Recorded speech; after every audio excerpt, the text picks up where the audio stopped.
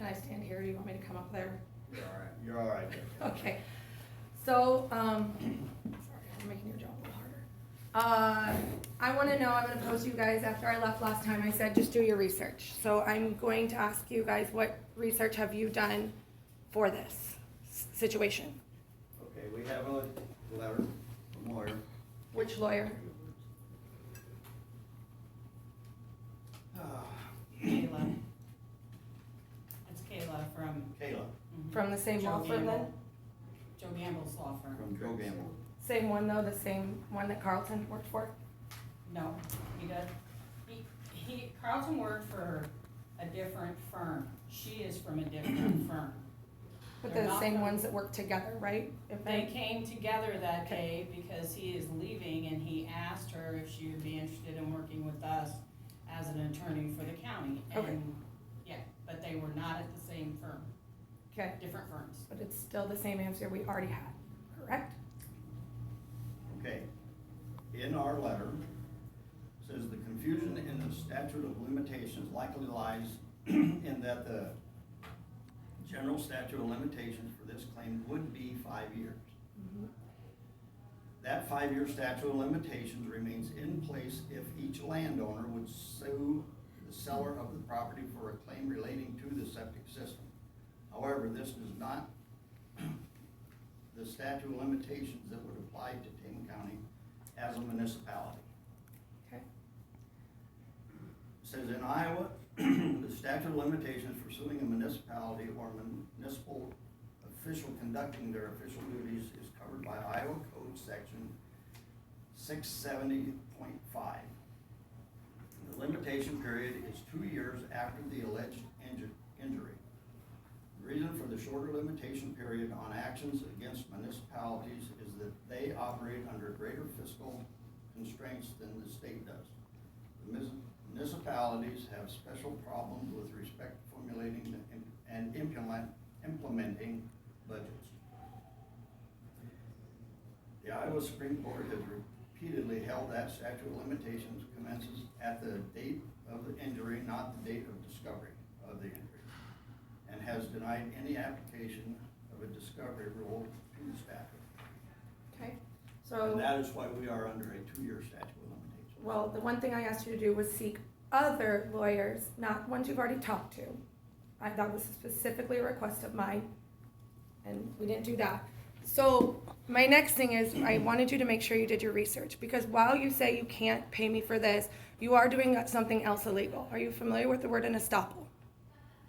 Where you promise to do something, somebody does it, and it costs them money, and then you take your word back. That is what an estoppel is. You're now doing that to me. You've changed my financial status, which is what my lawyer has drafted up now, is that you are doing something else illegal now by changing my financial status. You went back on your word saying you would pay it. I waited for that word. It came to me, said, yep, our budget's approved. You can go ahead and do it. So I waited for that to happen, and now I'm stuck with the full bill, which is illegal. So that's why I was asking you to fully do your research. Like Chris said, tip of the iceberg. I was willing to just half of it. Like I said, not my fault, not your fault, not his fault. Not my fault. Mainly, not my fault. Shouldn't have passed in 2018. Shouldn't have done it at all. Be human. They were. They did what was right, he said. They did what was right. I'm asking you to do what is right. As I said, what you're doing now by promising me money, and I did the work, is also illegal. So pick which one you're going to be illegal about. I guess I'd rather pay me and be good human beings if I'm going to be illegal than get sued and still be illegal. That's what I'm asking for. I did my research too. And you two even coming out to me that day, Kurt wasn't there. We had a whole meeting out there you weren't even aware of when you were telling me that I should have passed. Now if I'm correct, that's a quorum. It shouldn't have happened either. Just do what's right, that's all I'm asking. I was very willing to settle for half when I shouldn't have had to pay a dang dime. And now, like I've said, I am a single mother of 3 working as a teacher. I don't got $15,000 laying around at all. I'm doing my very best. And if you're gonna be illegal, at least be a human being. Do good. I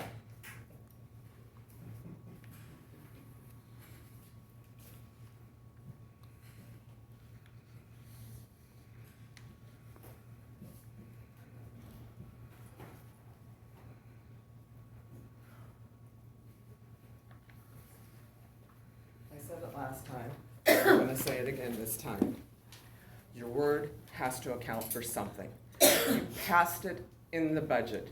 You are supposed to be aware of what you're passing. You are supposed to be fiscally responsible. You passed this, none of this was my daughter's fault. Not a single thing is her fault. She very willingly accepted half of this responsibility and should not have had to. You promised to pay half. That is your responsibility, and you need to keep your word. And one other thing, last time you guys said you didn't know what that special line item was.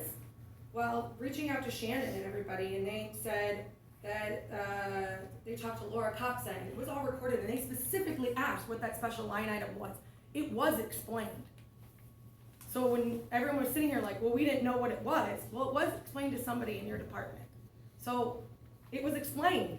So you guys sat here last time and told me that you didn't know what that was. Well, they say otherwise. That, yeah, they specifically said what it was for. And that they budgeted for more because they thought more people would come forward. And that's why they were doing it. So.